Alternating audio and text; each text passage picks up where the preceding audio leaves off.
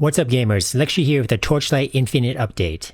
Season 3 starts later today on May 9th at 5 PM Pacific time. Let's go over my starter build recommendations for the new season and their changes in the patch notes.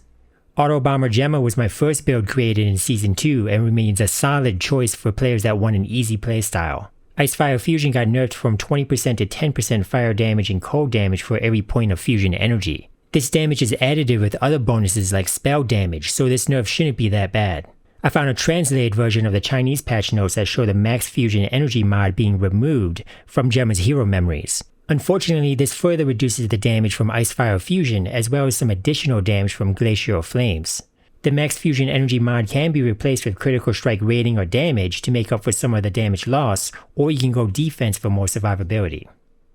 The double dipping of damage through conversion has been disabled, but my build only had a small portion of lightning damage from True Sight armor converted to cold.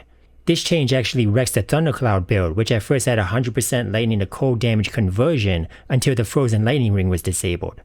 Afterwards it was barely holding on with only 50% conversion from lightning to cold support. Now I think Thundercloud Gemma is completely dead and not worth doing over Ring of Ice.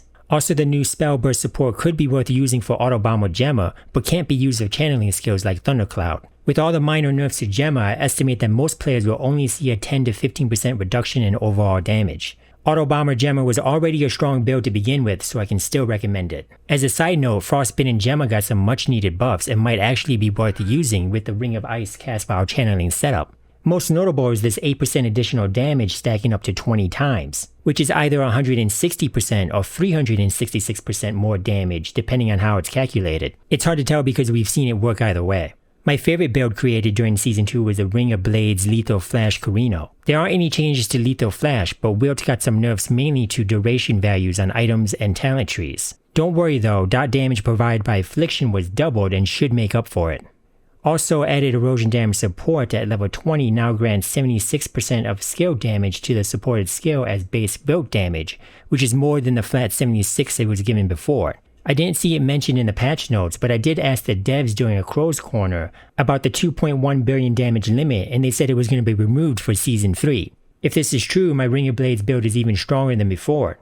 The damage limit was holding back the Wilting Beam tech that I tested, and it could do way more reaping damage now. So much more damage that I don't even want to say how much, but it will multiply the 40 billion DPS that I was doing by a lot.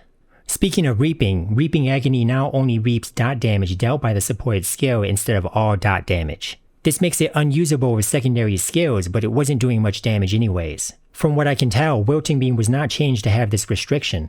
I hope you gamers are excited to start Season 3 of Torchlight Infinite. If you're interested in the builds, check out my videos on Autobomber Gemma and Ring of Blades Lethal Flash Carino. Don't forget to join my Discord server if you want to have more discussions. And feel free to join my live stream to play alongside me and other players in chat. Peace out and happy slaying.